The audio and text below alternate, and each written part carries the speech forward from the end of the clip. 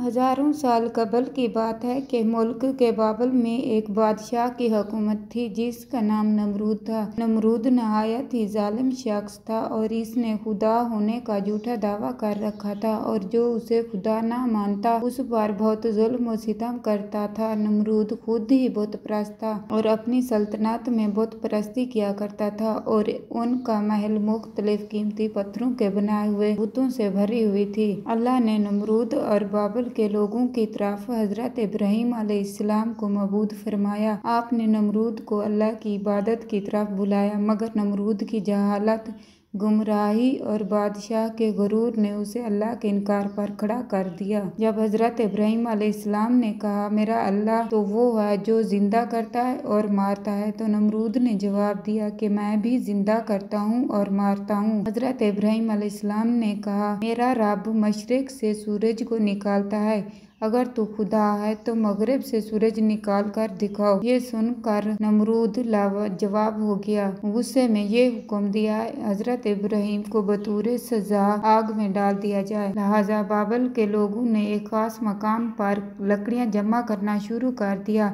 जब लकड़ियां जमा शुरू हो गई तो नमरूद के हुक्म से इसके कारकुनों ने लगे में आग लगा दी जिसकी हरारत इतनी ज्यादा थी कि वो इसके करीब नहीं। जब हजरत इब्राहिम अलैहिस्सलाम को जल्दी हुई आग में फेंका गया, अल्लाह के हुक्म से वो आग ठंडा हो गया। जब नमरूद को यकीन हुआ आग इब्राहिम अलैहिस्सलाम का कुछ नहीं बिगाड़ सकती है तो इसने आपको आज़ाद कर दिया। नमरूद और अहले बाबल ने इस माजिज़े के बाद भी अल्लाह और इसके फरिश्ते पैगंबर पर ईमान न लाया। इसके बरखिलाफ नमरूद ने बाबल में मीनार बनवाने का हुक्म दिया जिसके जरिए वो इब्राहिम के खुदा से मुकाबला कर सके और उसने मजदूरों को ये हुक्म दिया कि इस मीनार को इतनी बुलंदी तक तमीर किया जाए कि बादलों तक पहुंच जाए ताकि वो आसमान की खुदा से जंग करके उसकी सल्तनत को फतह कर ले। जब ये मीनार तमीर हुआ और बादलों को छूने लगे तो नमरूद इस पर चढ़ कर खुदाई का दावा करता था और आसमान की तरफ देख कर खुदा को हलकारता और लोगों से कहता कि आसमान का खुदा कुछ जवाब नहीं दे रहा क्योंकि वो मेरा मुकाबला नहीं कर सकता। लिहाजा ये देखकर नमरूद को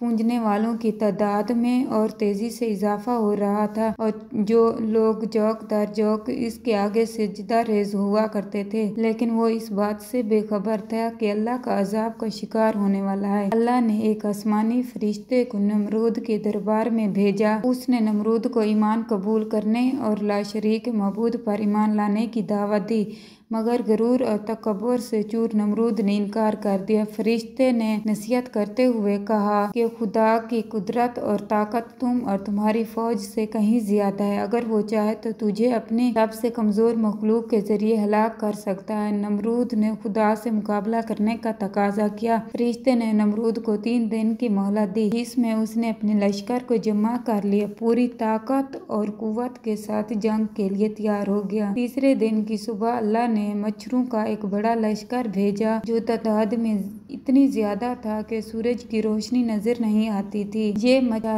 मच्छर पूरे बाबल शहर में फैल गए और नमरूद की लश्कर पर हमला कर दिया। मच्छरों ने लश्कर के सिपाहियों का गोश्त चूस लिया और इन लोगों की सिर्फ हड्डियां बच गई। एक मच्छर नमरूद के नाक में दाखिल हो गया, नाक के रास्ते दिमाग में घुस गया और मगज खाने लगा। दर्द की शिद्दत से नमरूद पागल होने लगा। उसने अपनी तकलीफ खत्म करने के लिए अपने सिपाही को सर पर डंडा और थप्पड़ मारने को कहा। जब ये लोग नमरूद के सर पर डंडा मारते तो दर्द से आराम हो जाता, जब डंडा ना पड़ता तो फिर मच्छर काटना शुरू कर देता। हालात इतने खराब हो गए जो शख्स नमरूद के दरबार में आता उसे अपने सर पर जूते मारने को कहता। 4 सालों तक जूते डंडे पड़ते रहे और खुदाई का दावा करने वाला इतनी बड़ी सल्तनत का बादशाह जिल्लत की मौत मर गया।